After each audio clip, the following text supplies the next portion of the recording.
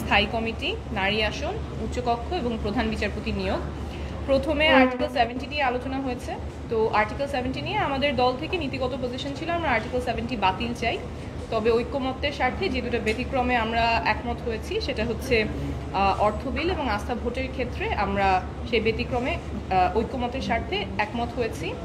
আরও দুইটা প্রপোজাল এসেছিল বিএনপির পক্ষ থেকে, সংবিধান সংশোধনী এবং জাতীয় নিরাপত্তা যুদ্ধাবস্থা, সেগুলিও অন্তর্ভুক্ত করার জন্য। বাট সেই ক্ষেত্রে আমাদের সিভিয়ার ডিসএগ্রিমেন্ট আছে। বিশেষ করে সংবিধান সংশোধনীর মতো এত গুরুত্বপূর্ণ একটা বিষয়, সেখানে আমাদের যারা জনপ্রতিনিধি থাকবেন, সাংসদ থাকবেন, তারা যাতে ফ্রিলি এই ব্যাপারে মতামত দিতে পারেন, ভোট দিতে পারেন, সেই সুযোগটা থাকা উচিত। না হলে আমরা আগেও দেখেছি যে সংবিধান সংশোধনের ক্ষেত্রে একজন বা গুটি কয়েকজনের স্বার্থের ক্ষেত্রে দেশের একটা সংবিধান পাল্টে যায়, সেরকমটা হওয়া উচিত না।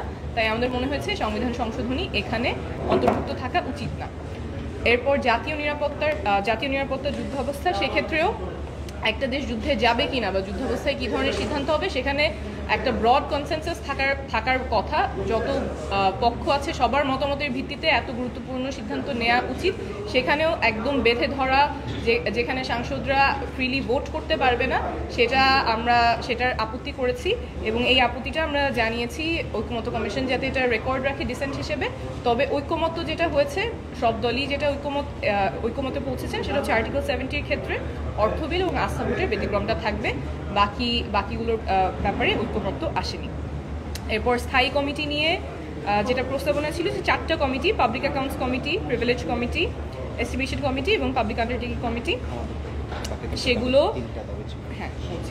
সেগুলোর কমিটিগুলোর সভাপতি আসবে বিরোধী দল থেকে। আমাদের পক্ষ থেকে এর আগেও প্রস্তাবনা ছিল যে আরও কিছু এখানে অন্তর্ভুক্ত করা, বিশেষ করে জনপ্রশাসন, পরিকল্পনা এবং স্বরাষ্ট্র মন্ত্রণালয়, সেটা আমরা তুলে ধরেছি। এবং যে প্রস্তাবনা এসেছে যে আসনের সংখ্যানুপাতে এই কমিটিগুলোর বিরোধী দলকে প্রধান দেওয়া হবে, সেই ব্যাপারেও আমাদের আপত্তি আছে। এরপর কথা হয়েছে নারী আসন নিয়ে। নারী আসনের ক্ষেত্রে সংযুক্ত নারী আসন 50 থেকে 100-তে উন্নীত হবে, সেই ব্যাপারে ঐক্যমত আছে। কিন্তু কি প্রক্রিয়ায় সেটা হবে সেই ব্যাপারে আবার সেশন বসবে আগামী সপ্তাহে। তো সেই ক্ষেত্রে আমাদের পক্ষ থেকে খুব জোরালো আহ্বান ছিল যে এই যে আমরা 100 নারী প্রতিনিধির কথা বলছি, সেটা যাতে সরাসরি ভোটের মাধ্যমে আসে। আমরা এর আগেও পরিষ্কার করেছি যে সরাসরি ভোটের মাধ্যমে যদি নারীরা সংসদে আসেন, তখন তাদের জনগণের সাথে একটা যোগসূত্র তৈরি হওয়ার ক্ষেত্র তৈরি হয়। তারা তৃণমূল থেকে নেতৃত্ব গুণাবলী সম্পন্ন হয়ে আসবেন, জনগণের কাছে যাবেন, ভোট চাবেন, ইশতেহার নিয়ে কথা বলবেন, ক্যাম্পেইন করবেন, এবং তারপরে যখন তারা জনপ্রতিনিধি হিসেবে নির্বাচিত হয়ে আসবেন তার আসন থেকে, তখন তার একটা কনস্টিটিউয়েন্সি থাকবে যাদেরকে তিনি সার্ভ করতে পারবেন। কিন্তু বিদ্যমান যে ব্যবস্থা আছে, যেখানে জনসাধারণের ভোটে তিনি নির্বাচিত হচ্ছেন না, বরঞ্চ দলের মনোনয়নে নির্বাচিত হচ্ছেন, সেখানে তার দায়বদ্ধতাটা জনগণের সাথে থাকে না এবং এই যে কাজ করার ক্ষেত্র, সেই কাজ করার ক্ষেত্রটাও থাকে না। জনগণের প্রতি দায়বদ্ধতা না থেকে দল বা দলের যে নেতা মনোনয়ন দিচ্ছে তার প্রতি দায়বদ্ধতাটা থাকে এবং জনগণও এই ক্ষেত্রে বঞ্চিত হয়। আমার সংসদে যে এমপি থাকবে, সেই এমপি কে হবে সেই ব্যাপারে তার সে দেওয়ারও কোনো উপায় থাকে না। তো যে বিদ্যমান ব্যবস্থা আছে, তার ফলে দেখা যায় যে আমাদের হয়তো নারী নেতৃত্বের উপস্থিতি আছে, কিন্তু তাদের না আছে ক্ষমতা, না আছে দায়বদ্ধতার জায়গা। সেই জন্য আমরা খুব জোরালোভাবে বলেছি যে এই যে আসন সংখ্যার কথা বলা হচ্ছে, 100 আসন সংযুক্ত নারী আসনে, নারীরা যাতে সরাসরি ভোটের মাধ্যমে এই আসনগুলোতে নির্বাচিত হয়ে আসতে পারে। এবং এই ক্ষেত্রে আরেকটা বিষয় আমি আহ্বান জানিয়েছি দলগুলোর প্রতি আমাদের দলের পক্ষ থেকে, যে আমরা তো এখানে একটা অসমতার অ্যাড্রেস করার চেষ্টা করছি। আমাদের যে সমাজ ব্যবস্থা আছে, যে নির্বাচন ব্যবস্থা আছে, সেখানে নারী প্রতিনিধির যেভাবে আসা উচিত ছিল এই বিদ্যমান ব্যবস্থায় সেটা আসেনি। তো আমরা যদি বলি যে এটা একটা ব্যাধির মতো, তো ব্যাধির চিকিৎসা করতে গেলে কিছু অস্বস্তি হবেই। সো ফুল প্রুফ কোনো মেথড হয়তো থাকবে না যেখানে কারো কোনো অস্বস্তি হবে না।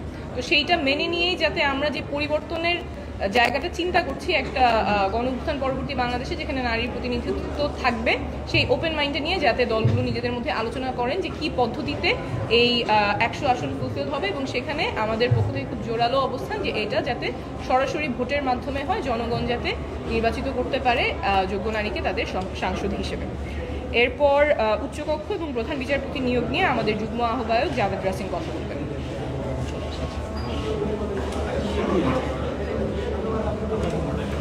আচ্ছা, উচ্চকক্ষের ব্যাপারে আমাদের দলের অবস্থান যেটা ছিল আগে, আমাদের এখানে ঐক্যমত্য কমিশনের আছে বেশ কয়েকটি দল আসলে উচ্চকক্ষের ব্যাপারে তাদের প্রকাশ করেছেন। সেক্ষেত্রে আমাদের মতামত হচ্ছে যে উচ্চকক্ষের ব্যাপারে আমরা একমত আছি, তবে সেই উচ্চকক্ষ অবশ্যই প্রাপ্ত ভোটের সংখ্যানুপাতে হতে হবে, যারা সংসদ সদস্য নির্বাচিত হবেন সেটা, এবং সেই তালিকা যেন আগেই প্রকাশ করা হয়, আমরা সেই ব্যাপারে জোর দিয়েছি। আর ক্ষমতার ভারসাম্যের জন্য আমরা বলেছি যে উচ্চকক্ষ থাকাটা জরুরি। এছাড়া প্রধান বিচারপতি নিয়োগের ক্ষেত্রে যে রাষ্ট্রপতি যে কাউকে প্রধান বিচারপতি নিয়োগ দিতে পারেন সেই ধরনের বিধানের ক্ষেত্রে আমরা বলেছি যে একটা সিস্টেম ডেভেলপ করা উচিত, এবং সেই ক্ষেত্রে প্রবীণতম যে বিচারপতি থাকবেন আপিলের ডিভিশনের, তিনি যেন প্রধান বিচারপতি হিসেবে নিয়োগপ্রাপ্ত হন। আমরা সেই ব্যাপারে ঐক্যমত্য কমিশনের কাছে আমাদের মতামত জানিয়েছি।